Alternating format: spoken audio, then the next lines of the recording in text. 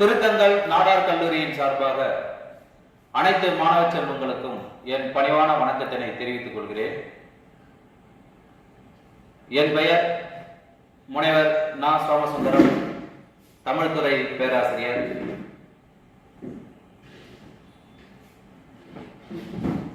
இப்பொழுது நாம் பார்க்க இருக்கும் பாடம் பொது தமிழ் முதலாம் ஆண்டு மாணவர்களுக்கு இரண்டாம் பருவத்தில் இயல் 5 இயல் 4 பாடப்பகுதிகளை ஒட்டி நாம் இப்பொழுது பார்ப்போம். அலகு 4 இக்கால இலக்கியம். இக்கால இலக்கியத்தில் நமக்கு கொடுக்கப்பட்டுள்ள பாடம் பெரியார், அதாவது பெரியாரின் பேருரை. பெரியார் என்றாலே உங்களுக்கு நன்றாக நினைவுக்கு வரும் ஒரு பகுத்தறிவுவாதி, சுயமரியாதை, இப்படியெல்லாம் கடைபிடிக்கக்கூடிய பெரியார் ஒரு திராவிட கழகத்தை சேர்ந்தவர். திராவிட மண்ணில் தமிழ் எவ்வாறு நாம் போற்றி வளர்க்கப்பட வேண்டும் என்ற ஒரு அரிய கருத்துக்களை மாணவர்களுக்கு ஒரு பேருரையாக தந்துள்ளார். அந்த பாடப்பகுதியை ஒட்டிதான் நாம் இப்பொழுது பார்க்க இருக்கிறோம். அதில் குறிப்பாக தமிழ் இலக்கியத்தில் திருக்குறள் மட்டுமே ஜாதி மத சமய வேறுபாடுகளை கலைந்து மிக சிறப்பாக எழுதப்பட்ட நூல் திருக்குறள் அப்படின்னு சொல்லி பெரியார் நினைக்கிறாரு. பெரியார் முதலில் என்ன நினைக்கிறார்னாக்கா, அறிவை ஒன்றை மட்டுமே ஒரு பெரிய ஆதாரமாக கொண்டு விளங்குகிறார். அவர் ஒரு நேரத்துல ஒரு சிந்தனையை முன்னெடுக்கிறாரு. எப்படின்னாக்கா, நம்ம அறிவை மட்டுமே நம்பிட்டே இருக்கிறோம், இது நம்ம சரியான பாதையில் தான் போயிட்டு இருக்குமா அப்படின்றதுலாம் அவர் நினைப்பாராம். அப்படி நினைக்கும் போது சரியா தான் போயிட்டு இருக்கோம் அப்படின்றத அவர் தெரிஞ்சுக்குவாராம். அந்த காலத்துல பாத்தீங்கன்னாக்கா, ஜாதி மதத்தை வைத்து பல பேர் என்ன பண்ணுவாங்கன்னாக்கா, மக்களுக்கு மூடப்பழக்க வழக்கங்களை சொல்லி அந்த மக்களை திசை திருப்பினார்கள். அந்த இடத்துல பெரியார் தோன்றி, இந்த ஜாதி மதம் எதுவுமே இல்லை, மூட நம்பிக்கைகளை எதுவும் நம்பாதீங்க அப்படின்னு சொல்லி பெரியார் ஒரு ஆள் போராடினாரு. அவர் மட்டும் போராடினா போதாது, மற்றவரிடம் போராட வேண்டும் என்று ஒரு கழகத்தை தோற்றுவித்து பல பேர் அவர் என்ன பண்ணாருனாக்கா, இந்த மாதிரி மூட நம்பிக்கைகளை எதிர்த்து என்ன பண்ணாங்க, தமிழக மக்களிடத்துல பரவி, அதாவது மூட பழக்க வழக்கங்களை நம்ம ஒழிக்கணும் அப்படின்னு சொல்லிட்டு பேச ஆரம்பிச்சாங்க. அவர் காலத்துல அதாவது 10% இந்த பகுத்தறிவு சிந்தனைகளை எடுத்து சொல்லிட்டே இருக்கும்போது அது 50% மாறிச்சு. 50% என்ன ஆச்சுனாக்கா, மக்கள் தெளிவு வர ஆரம்பிச்சாங்க. ஆமாம், ஜாதி மதத்தை நம்பினாக்க, கடவுளை நம்பினாக்க கண்டிப்பாக எதுவும் பிரயோஜனம் இல்லை, நம்மளுடைய அறிவு தான் நம்பணும் அப்படின்ற மாதிரி மக்கள் என்ன பண்ணாங்க, புரிய ஆரம்பிச்சாங்க. அப்போதான் அவர் எதை கையில் எடுத்தாருனாக்கா, திருக்குறளை கையில் எடுத்தார். அப்போதான், அதுக்கு முன்னாடியே அதை பரப்பணும்னு நினைச்சாரு பெரியாரு. ஆனா அது அவர் பரப்ப முடியல, இந்த மாதிரி ஒரு கட்டுக்குள்ள இருந்ததால அதை அவர் கையில் எடுக்கல. இப்போ அவர் என்ன பண்றாருனாக்கா, 50% பேர் பகுத்தறிவுவாதிகள் எங்க தோண்டிட்டாங்க, தமிழக மக்கள் இடத்துல தோண்டிட்டாங்க. இப்ப நம்ம திருக்குறளை எடுத்து பரப்பணும் அப்படின்னு சொல்லிட்டு தான் அவர் திருக்குறளை என்ன பண்றாரு, கையில் எடுத்து ஒரு சுயமரியாதையோடு வாழ வேண்டும் என்றால் அனைவரும் திருக்குறளை படிக்க வேண்டும், இது ஜாதி மதங்களுக்கு அப்பாற்பட்ட நூல் திருக்குறள் அப்படின்னு மிகப்பெரிய ஒரு பேருரையை ஆற்றினார் பெரியார். அதே போல அவர் மேலும் என்ன சொல்ல வர்றாருனாக்கா, சமுதாயத்தின் ஒழுக்கமும் நாணயமும் மிகவும் கெட்டுவிட்டதென்றும், மனிதன் வஞ்சித்து வாழும் கொடுமை மிக மிக மலிந்து விட்டதென்றும், இத்தகைய ஒழுக்கக்கேட்டிற்கு காரணமான கடவுளும் மதமும் மாற்றப்பட்டாக வேண்டும் என்று தெரிவித்துக் கொண்டதோடு காந்தியார் வணங்கிய கடவுளும் அவரை கைவிட்டது என்று காந்தியை குறிப்பிட்டு இந்த இடத்துல வந்து பெரியார் பேசும்பொழுது நாம் அனைவரும் கவனிக்க வேண்டும்.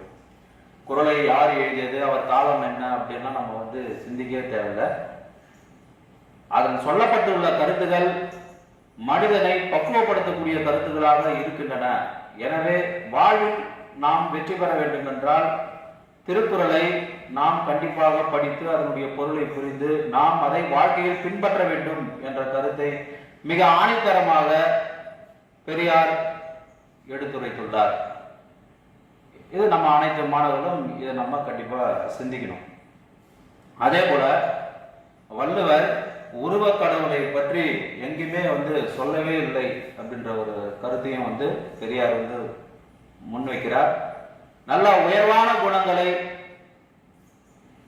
வள்ளுவர் கூறியுள்ளார். அந்த குணங்களை நீங்களும் பெற வேண்டும் மாணவர்களே அப்படின்னு சொல்லிதான் பெரியார் திருக்குறளை படிக்க வேண்டும் என்று சொல்கிறார். அதோடு வான் சிறப்பு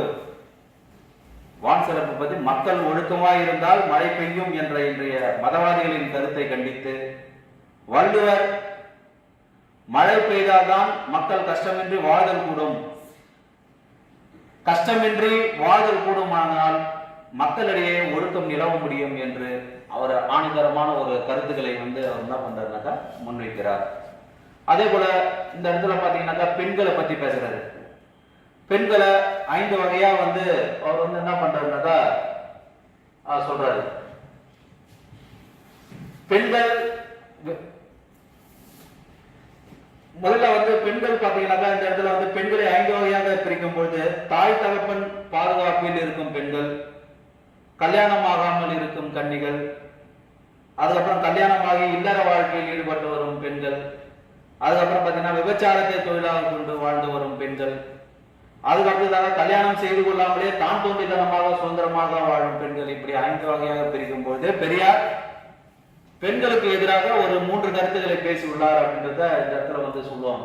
அது வந்து தவறானது. அவர்களும் பெண் வழி சேரல் அப்படின்னு சொல்லிட்டு அவர் சொல்லுவார். இவங்களும் அதாவது 2 பேரும் முக்கியமானவங்க ஒழுக்கமா வாழறாங்க, மீதி 3 பெண்கள் பாத்தீங்கன்னாக்கா தான் தோன்றித்தனமாக இருக்கிறார்கள். இப்ப இந்த இடத்துல வந்து பாத்தீங்கன்னாக்கா பெரியார் வந்து அவங்களை இழிவாலாம் பேசல, பெண் வழி சேரல் இப்படி எல்லாம் பெண்கள் இருக்காங்க அப்படின்றத அவர் சொல்ல வர, அவர் தவறா சொல்லல. இப்படி திருக்குறளை வந்து இந்த கருத்துல எதாவது சொல்லியிருக்காங்கன்னா திருக்குறளை சொல்லியிருக்காங்க அப்படின்றத பெரியார் எடுத்து சொல்லி மக்களுக்கு வந்து என்ன பண்றாருன்னு அவர் புரிய வைக்கிறார். இப்படி குறள் ஆரியத்தை ஒழிக்க ஒப்பற்ற ஒரு நல்லாயுதம் என்று மிக ஆணித்தரமாக பெரியார் வந்து எடுத்து சொல்வது வந்து மிகவும் சிறப்பு வாய்ந்தது. இதுதான் பெரியாருடைய பேருரையாக நம்மளுக்கு வந்து பாடப்பகுதியாக விளங்கியது அப்படின்றத சொல்ல வராங்க. அது மட்டும் கிடையாது, அடுத்ததாக அறிஞர் அண்ணா, பெரியார் வழி வந்த அறிஞர் அண்ணா என்று சொல்லலாம். இவரும் உலகத்தமிழ் மாநாடு 3/1/1968 நடைபெற்ற உலகத்தமிழ் மாநாட்டை பற்றி நாம் இந்த இடத்துல வந்து பேசுவோம். அந்த இடத்துல வந்து அறிஞர் அண்ணா ஆற்றிய உரையை வந்து சொல்லியிருக்காங்க. அறிஞர் அண்ணா பத்தி உங்களுக்கு நல்லா தெரியும். அவர் ஒரு மிகச்சிறந்த மேடை பேச்சாளர்,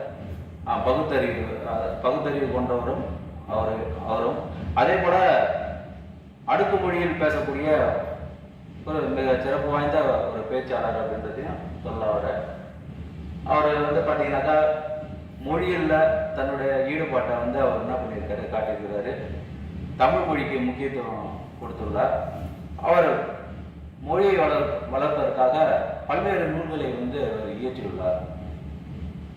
அறிஞர் அண்ணாவினுடைய அந்த உலக தமிழ் மாநாட்டினுடைய பேச்சு என்னவென்றால், சுருக்கமாக சொல்லியாக வேண்டும், இது ரொம்ப விரிவா இருக்கும். அவர் சொல்ல வரக்கூடிய கருத்து என்னென்ன அப்படின்றத மட்டும் நான் உங்களுக்கு சுருக்கமா சொல்றேன். அதில் பார்த்தீங்கன்னாக்கா பெரியார் வந்து அந்த உலக தமிழ் மாநாட்டில் 1968 நடந்த உலக தமிழ் மாநாட்டில் வந்து குடியரசுத் தலைவரை வந்து அழைச்சிட்டு வர்றாரு. குடியரசுத் தலைவரை அழைச்சிட்டு வரும்பொழுது அங்க நம்மளுடைய மக்களுடைய கலை, கலாச்சாரம், பண்பாடு அனைத்தையும் அவர் கண்ணு முன்னாடி வந்து காட்சியா காட்டணும் அப்படின்னு சொல்லிட்டு அவர் விரும்புறாரு. ஏதோ வந்து குடியரசுத் தலைவரை உலக தமிழ் மாநாட்டில் அழைச்சிட்டு வந்து உட்கார வச்சுட்டு அனுப்பணும் அப்படின்றதுல அவர் வந்து அறிஞர் அண்ணா நினைக்கல. நம்மளுடைய சங்க இலக்கியத்தில் சொல்லப்பட்டுள்ள அந்த தமிழருடைய பண்பாட்டை குடியரசுத் தலைவர் மற்ற உலக நாடுகளும் அறிந்து கொள்ள வேண்டும் என்ற நோக்கில் வந்து அவர் என்ன பண்றாருனாக்கா எஸ்.எஸ். வாசன் என்ற ஒருவருடைய தலைமையில அவர் என்ன பண்றாருனாக்கா பல விதமான கலைகளுக்கு வந்து அவர் ஏற்பாடு செய்யறாரு. அவர் பார்த்தீங்கன்னாக்கா குறிப்பா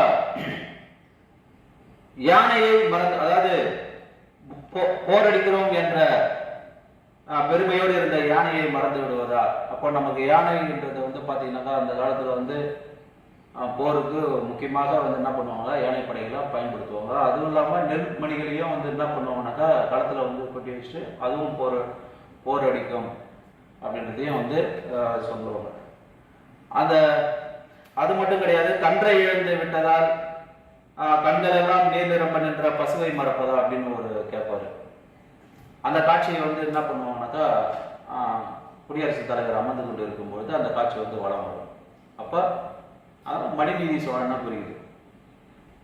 மனுநீதி சோழன் வந்து உலா வரும்பொழுது அந்த தேர்காலில் வந்து பசுவினுடைய கன்று மாட்டிக்கொண்டு உயிரிழந்தவிடம் அதை போய் நீதி கேட்கும். அவங்க தாய் பசுவானது அவங்க இருக்கக்கூடிய மணியை ஒழித்து நீதியை கேட்கும். அப்போ மனுநீதி சோழன் என்ன பண்ணுவான் அப்படின்னு பார்த்தீங்கன்னாக்கா, எவ்வாறு தன் கன்றை இழந்து அந்த தாய் பசுவானது வருந்துகிறதோ அதை போல என் மகனும் தேர்காலில் இட்டு கொள்ள வேண்டும் அப்படின்னு சொல்லி அவன் ஒரே மகன் என்ன பண்ணுவானாக்கா தேர்காலில் இட்டு சாகடிப்பார். இப்படிப்பட்ட ஒரு பெருமை மிக்க காட்சியை வந்து என்ன பண்ணுவானாக்கா அந்த உலக தமிழ் மாநாட்டில் கொண்டு வருவாங்க. இதை விலக்கி குடியரசுத் தலைவர்கிட்ட சொல்லும் பொழுது நம்முடைய அந்த நீதியை வந்து நிலைநாட்டக்கூடிய விதமாக இருக்கிறது அப்படின்றதையும் இந்த இடத்துல சொல்லுவாங்க. அதே போல பார்த்தீங்கன்னாக்கா மகாபலிபுரத்தினுடைய சிற்பங்கள் அப்படியே என்ன பண்ணிருப்பாங்கனாக்கா வடிச்சு வச்சிருப்பாங்க. அந்த மகாபலிபுர சிற்பங்களையும் கண்ணுக்கு வந்து குளிர்ச்சி ஊட்டும் வகையில் வந்து அமைந்திருக்கும். இந்த சிற்பக்கலையை எப்படியெல்லாம் வந்து செதுக்கியிருப்பார்கள், சிற்பக்கலை மிகவும் நுட்பமாக செதுக்கிய விதம் தமிழர்களுடைய பெருமையை எடுத்து காட்டும் விதமாக இருக்கிறது அப்படின்றதுலாம் வந்து அறிஞர் அண்ணா அந்த உலக தமிழ் மாநாட்டில் வந்து அந்த காட்சிகளை வந்து விலக்கி சொல்லிட்டு இருக்காரு குடியரசுத் தலைவர்கிட்ட. அதே போல ஆண்டாள் கனார் காணுதல், அதாவது இறைவனையே திருமணம் செய்து கொள்ளுதல் அப்படின்றது, கனவுலேயே வந்து திருமணம் செய்து கொள்வார்கள் அப்படின்றத வந்து சொல்லுவாங்க. அந்த காட்சியும் வந்து கண்ணு முன்னாடியே அவங்க நடிச்சு காட்டுவாங்க. இப்படி ஒரு சிறப்பு வாய்ந்த காட்சிகளை வந்து அந்த உலக தமிழ் மாநாட்டில் வந்து நடத்தி கொண்டிருக்கும் பொழுது நம்முடைய தமிழுடைய பண்பாடுகளை வந்து வெளிப்படுத்தும் விதமாக இருக்கிறது அப்படின்றத புரிஞ்சுப்பாங்க. குடியரசுத் தலைவர் அவர் மகிழ்ச்சியோடு செல்வார். இப்படியெல்லாம் அறிஞர் அண்ணா அந்த பேருரையில வந்து எஸ்.எஸ். வாசனை வந்து ரொம்ப பாராட்டுவார்.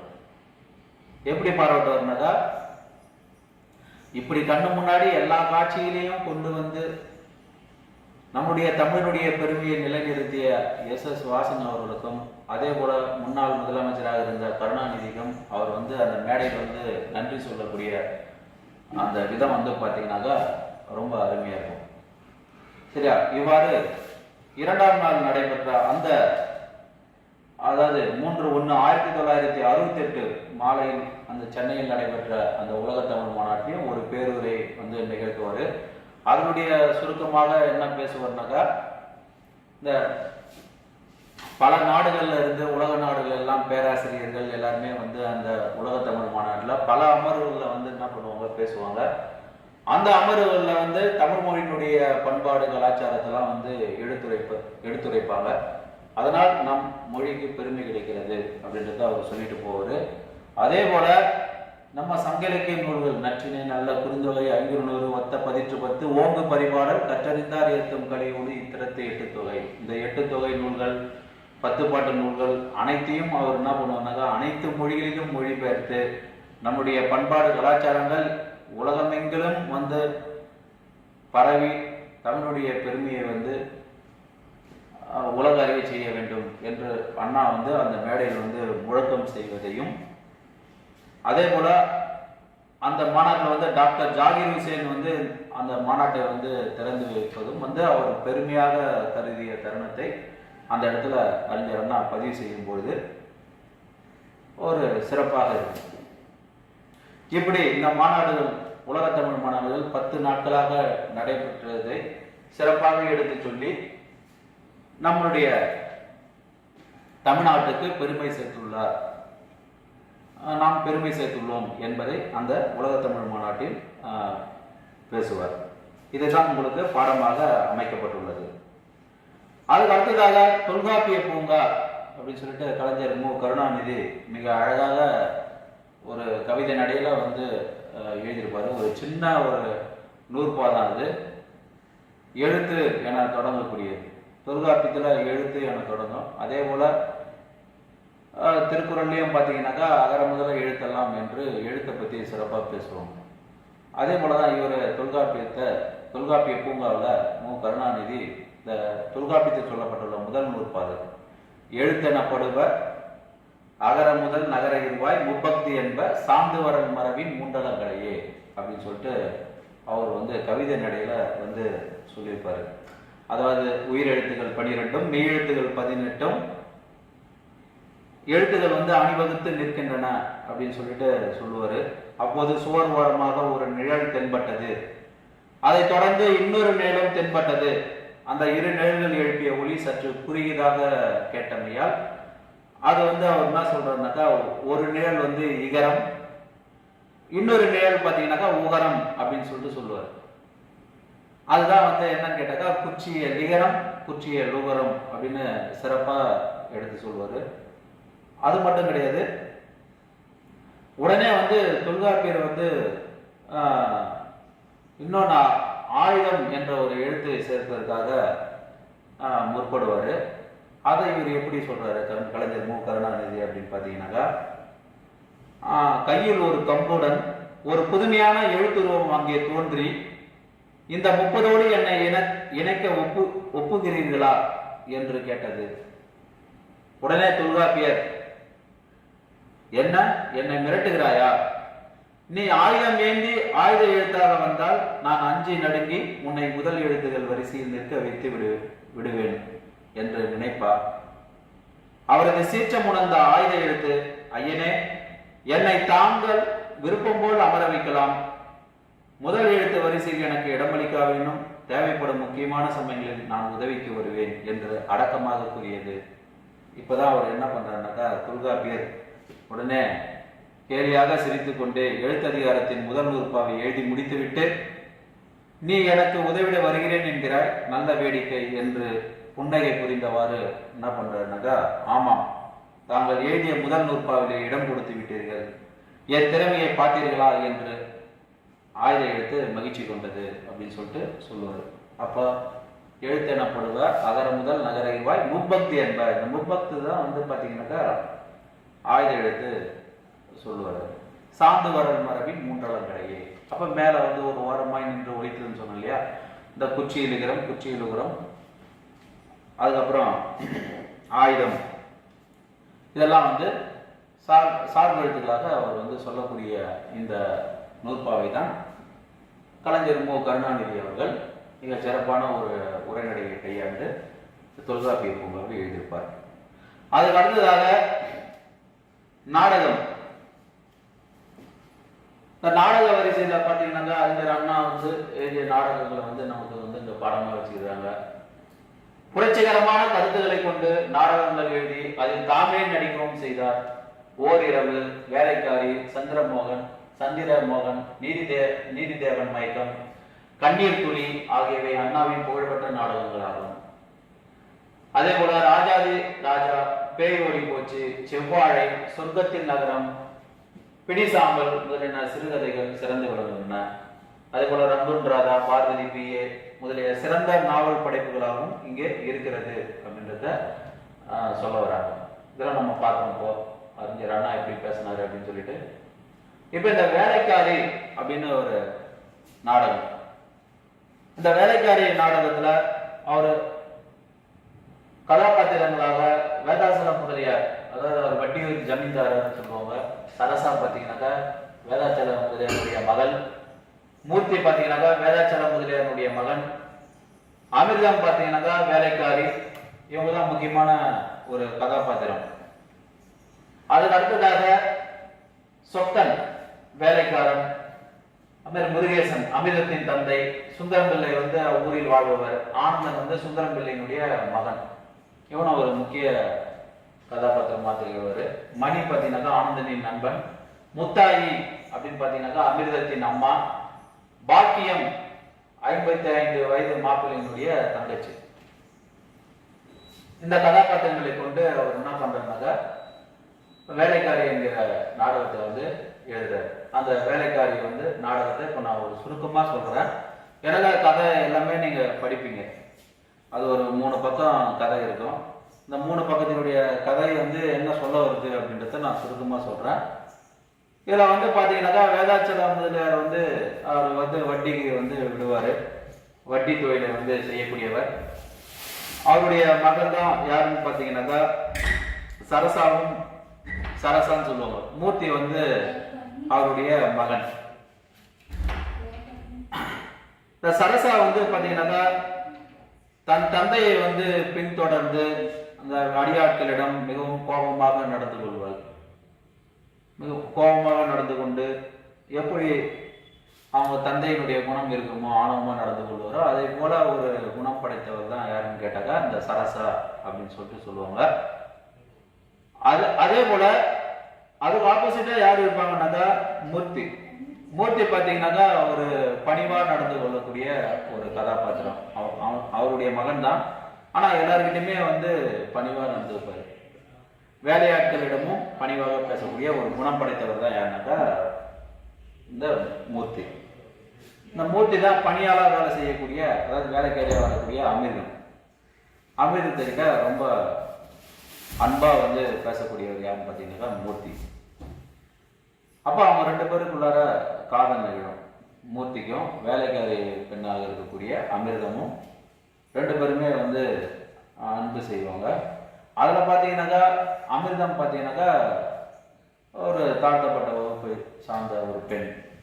இவங்க பார்த்தீங்கன்னாக்கா முதலியார் குடும்பத்தை சார்ந்தவங்க. இவங்க 2 பேருக்குள்ளார அன்பு இருக்கிறது அவங்க அப்பாவுக்கு தெரியாது. இப்படி வந்து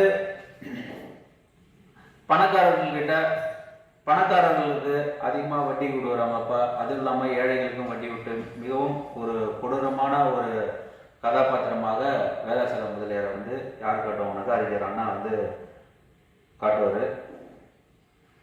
உடனே இதுல லாஸ்டா வந்து எப்படி முடியும்னு பார்த்தீங்கன்னாக்கா வேலைக்கார பெண்ணான அந்த அமிர்தத்தை மூர்த்தி வந்து திருமணம் செய்து கொள்வான். அந்த அமிர்தம் தான் யாருக்கு வந்து உதவி செய்வாங்கனாக்கா அந்த தந்தை, அதாவது வேதாச்சலம் முதலியாருக்கு வந்து நல்ல உதவிகளை எடுத்து அவங்க என்ன பண்ணுவாங்க செய்வாங்க. அதனால இவர் என்ன பண்ணுவாங்கனாக்கா மனம் மாறுவார். மனம் மாறும்போது அந்த இடத்துல வந்து நம்ம ஜாதி பாகுபாடெல்லாம் எதுவும் பார்க்கக்கூடாது அப்படின்ற மாதிரி ஒரு முடிவுக்கு வந்து வேலைக்காரனின் மகளான அமிர்தத்தை மணந்து கொண்ட செய்தியும் அவர் அறிந்து அவர் என்ன பண்ணுவாங்கனாக்கா இதெல்லாம் வந்து ஜாதிகள் பார்க்கக்கூடாது அப்படின்றத அவர் தெரிஞ்சுப்பார். இந்த கதை மூலயமா சொல்ல வருது அறிஞர்னா அதுதான். எப்பொழுதுமே வந்து சமூகத்தில் ஏற்றத்தாழ்வுகளை வந்து பார்க்கக்கூடாது அப்படின்ற நோக்கில் வந்து கதையை வந்து எடுத்து சொல்லியிருப்பாரு. மேலும் ராஜாராணின்னு ஒரு கதை. அதில் பார்த்தீங்கன்னாக்கா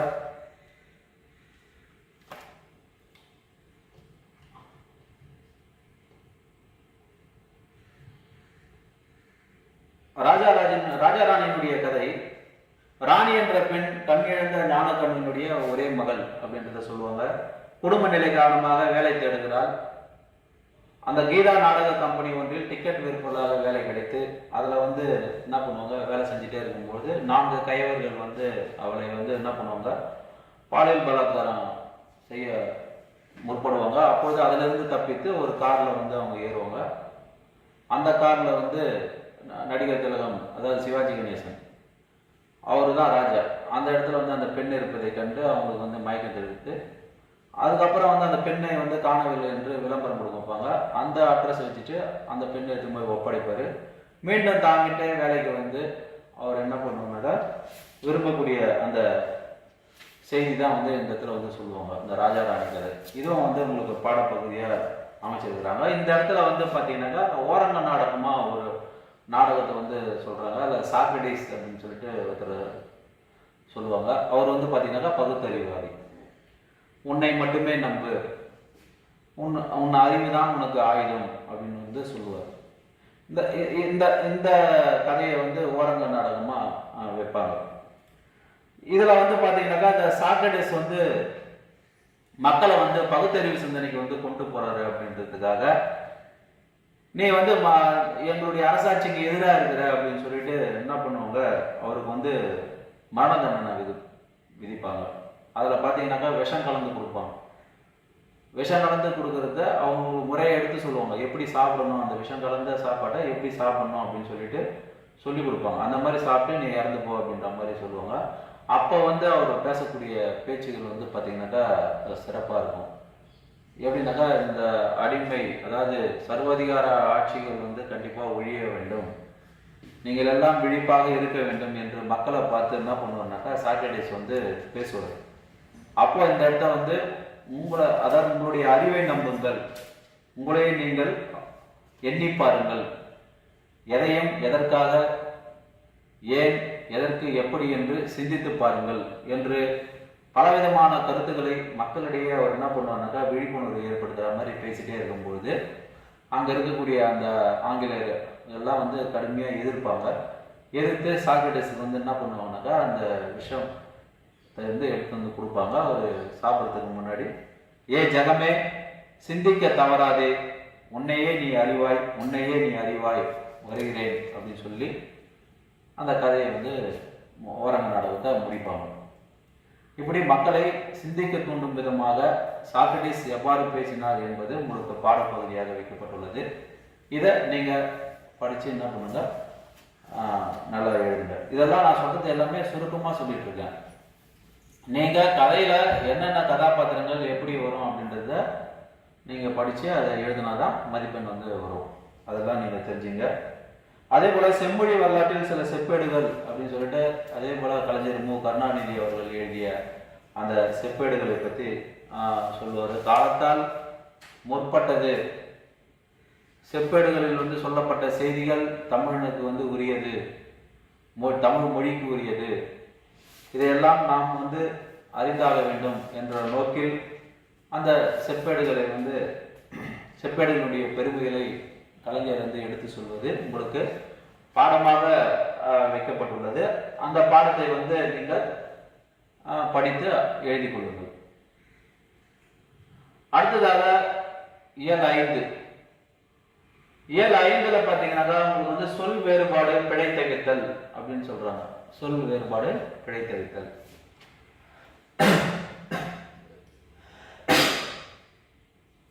இதுல வந்து வாசிப்பது, வாசிப்பவர்கள் அப்படின்னு சொல்லிட்டு சொல்றாங்க. இப்ப நல்லா தெரியுதுல வந்து நம்ம பிழை வந்து நம்ம அது தவறு செய்வோம். செய்திகளை வாசிப்பது நான் சோமசுந்தரம் அப்படின்னு சொன்னாக்கா அது சரியா அப்படின்னாக்கா அது தவறு.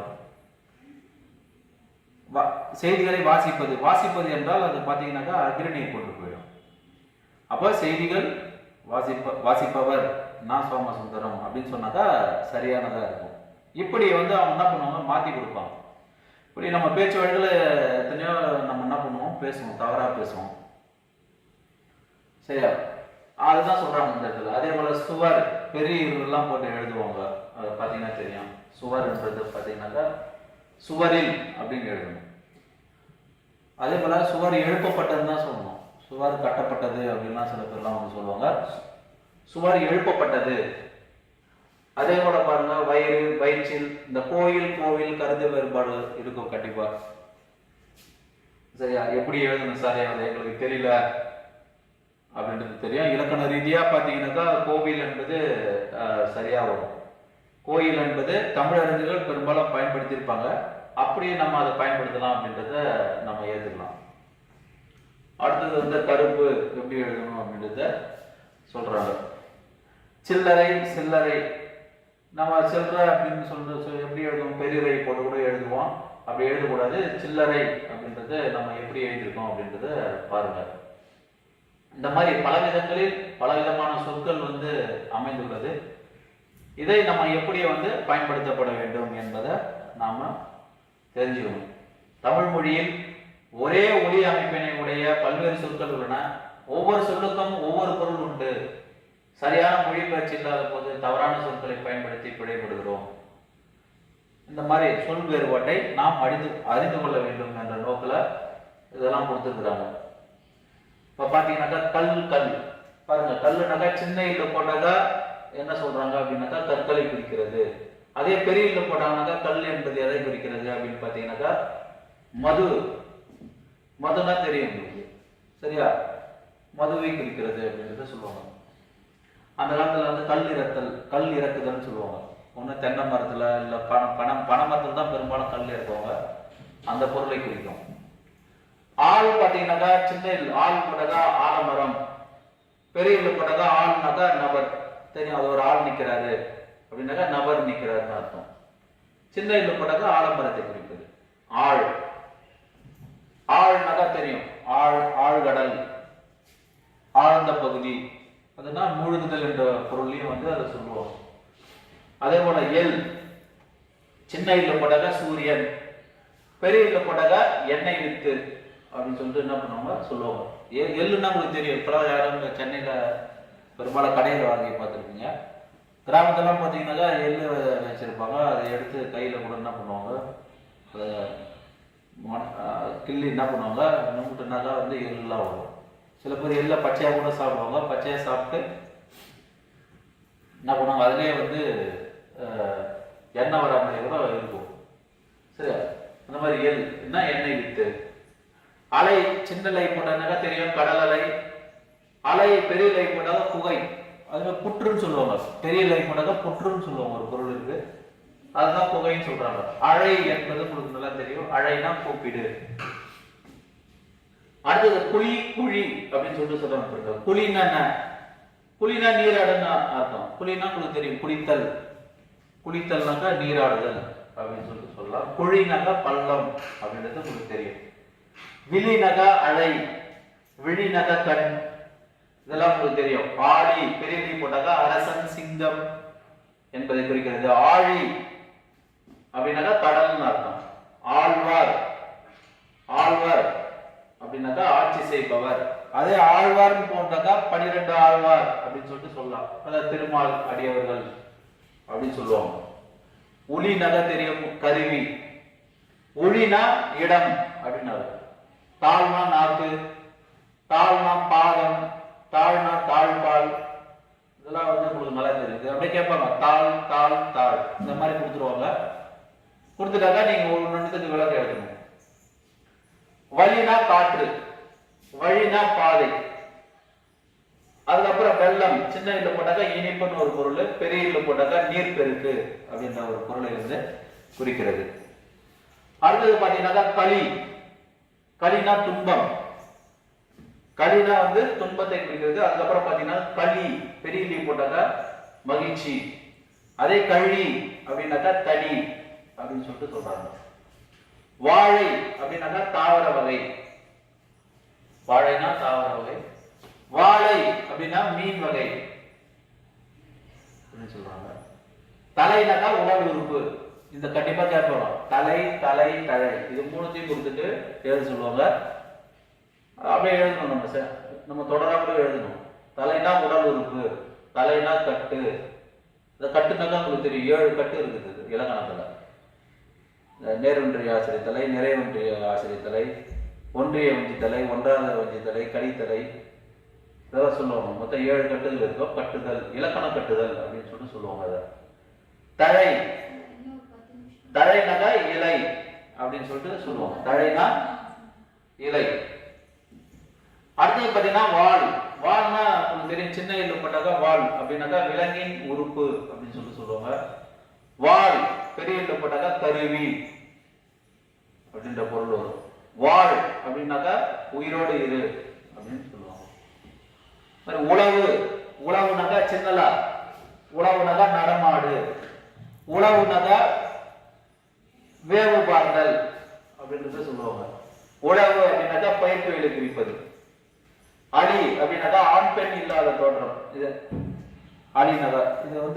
சங்க காலத்துல சொல்லியிருப்பாங்க அலி என்ற வார்த்தை. அலி பெரிய படா கொடுன்னு அர்த்தம். அழித்தல் அப்படின்னா கொடு என்கிற பொருள் வரும், கருணை என்கிற பொருள்லையும் வரும். அது அழி அப்படின்னாக்கா, அழினா நீக்குதல், அதை அழித்து விடு அப்படின்னு சொல்றாங்க இல்லையா, நீக்கு. ஒளினா சத்தம், ஒளினா வெளிச்சம். ஒளி என்பது சின்ன லீ போட்டாக்கா சத்தம் என்கிற பொருள் வரும், பெரிய லீ போட்டாக்கா வெளிச்சம் என்கிற பொருள் வரும். ஒளி அப்படின்னாக்கா நீக்கு என்கிற பொருள் வந்து வரும். ஒளி, அவனை ஒளி அப்படின்னு சொல்றாங்க இல்லையா, நீக்கு. அதனை ஒழித்து விட வேண்டும் அப்படின்னாக்கா, நம்ம வாழ்க்கையில ஏதாவது தவறான ஒரு செயல்பாடுல இருந்தோம்னாக்கா அதை நீக்கி விட வேண்டும் என்ற பொருளை வந்து அந்த ஒளி என்பது வரும். அடுத்தது பார்த்தீங்கன்னா கலை, சின்னலை போட்டாக்கா உங்களுக்கு தெரியும், கலை 1464 சொல்லுவாங்க.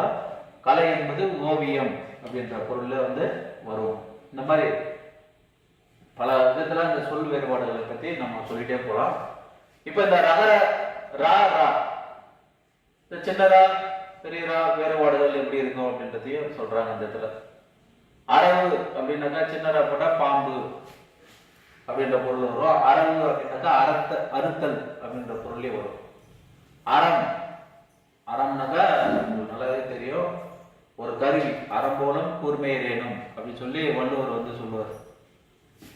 சரியா, அது அந்த இடத்துல கருவி என்கிற பொருளை வந்து வரும்.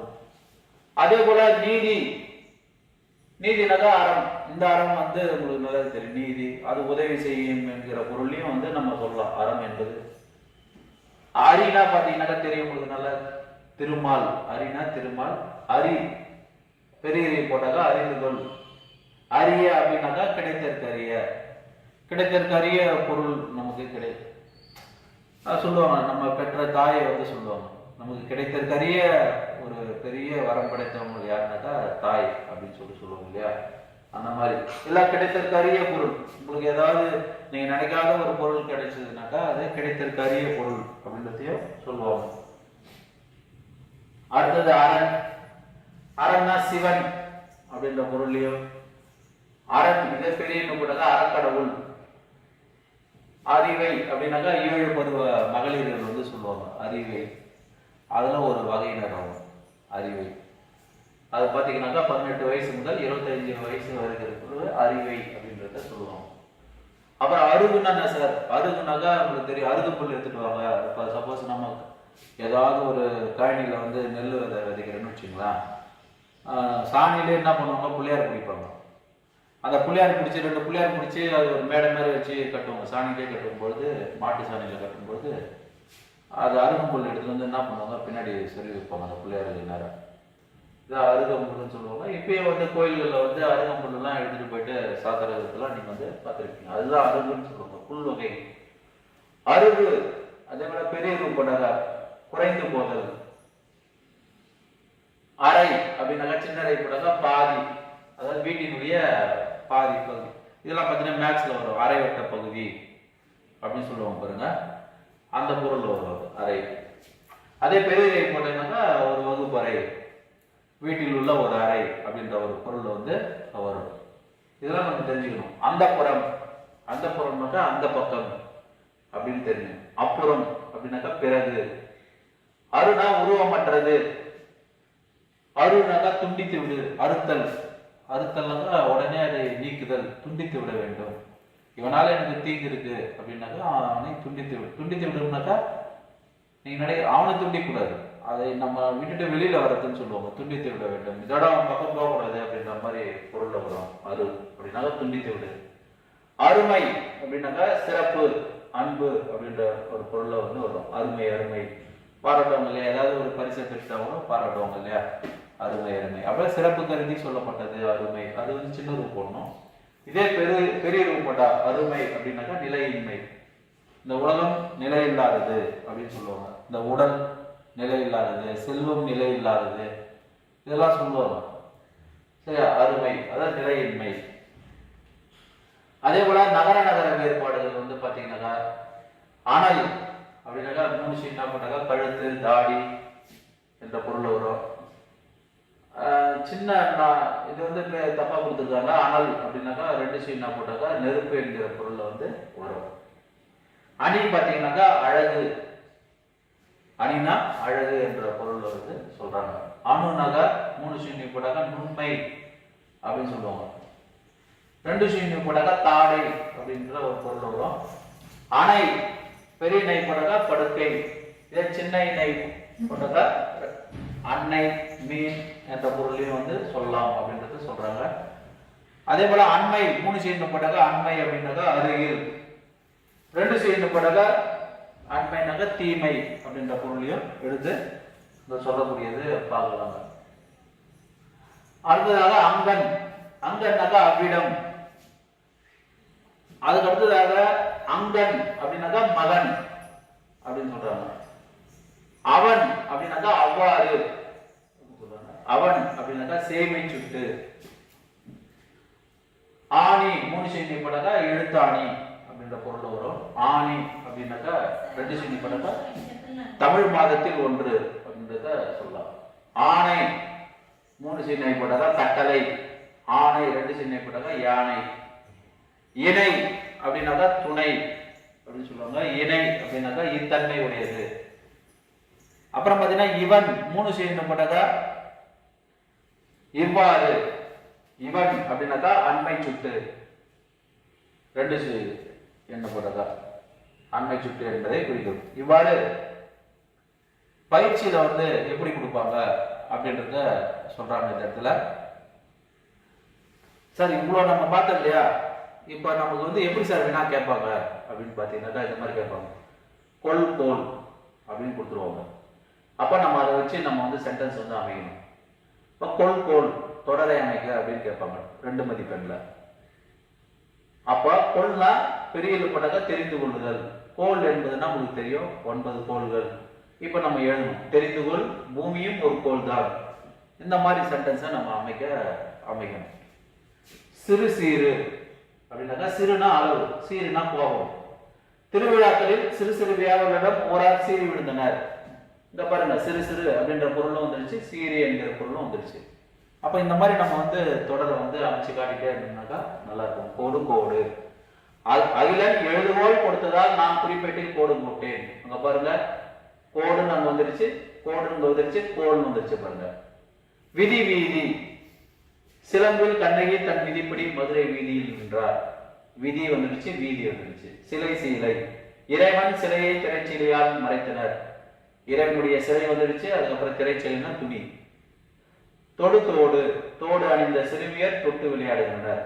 எப்படி தோடுக்கும் தொட்டுக்கும் எப்படி அந்த இடத்துல கொடுத்துருக்காங்க பாருங்க சென்டென்ஸ். இந்த மாதிரி நம்ம வந்து அமைத்து எழுதணும். மடு மாடு. மாடு மடுவில் தண்ணீர் குடித்தது. மாடு மடு. மலை மாலை. மலையில் மேய்ந்த மாடுகள் மாலையில் வீடு திரும்பின அப்படின்றத இதெல்லாம் சொல்றாங்க. அப்புறம் நம்ம வலி வலியை வாளியால் நிரப்பி அடைக்க முடியாது. விடு வீடு. கவலைகளை விட்டு வாழ்வதுதான் வீடு. நடுநாடு. நடுவண் அரசு நாட்டு மக்களுக்கு கொரோனா குறித்த விழிப்புணர்வு ஊடகத்தில் வழங்கி வருகிறது அப்படின்றத சொல்றாங்க. இந்த மாதிரி பல விதத்துல சொல்லு வேறுபாடுகளை சொல்லிட்டு போறாங்க. பிழை தவிர்த்தல் என்பது உங்களுக்கு நல்லாவே தெரியும். 10th 12th நல்லாவே படிச்சிருப்பீங்க. எந்த இக்கு இச்சு இத்து இப்பு, எந்தெந்த இடத்துல இக்கு போடணும், இச்சு போடணும், இத்து போடணும், இப்பு போடணும், அந்த சென்டென்ஸ்ல எங்க விட்டு போயிருக்கிறது அப்படின்றத அங்க பாருங்க. எந்த கட்சியும் இருக்கு இல்லையா, இந்த எந்த கட்சியும் இக்கு போடணும் அப்படின்றத தெரிஞ்சுக்கணும். இது வந்து உங்களுக்கு ஈஸியா தான் இருக்குன்னு நினைக்கிறேன். இது ஏன்னா ஏற்கனவே நீங்க 10th 11th 12th படிச்சிருக்கீங்க. இது ரொம்ப டீப்பா சொல்ல வேண்டிய அவசியமே கிடையாது. இது ஈஸியா நீங்க என்ன பண்ணிடுவீங்க, எழுதிடுவீங்க. இப்படி இந்த சொல் வேறுபாடுகளையும் பிழை தவிர்த்தல் எவ்வாறு இருந்தது பற்றி இந்த இயல் 5 நாம் வந்து விரிவாக பார்த்தோம். நன்றி, வணக்கம்.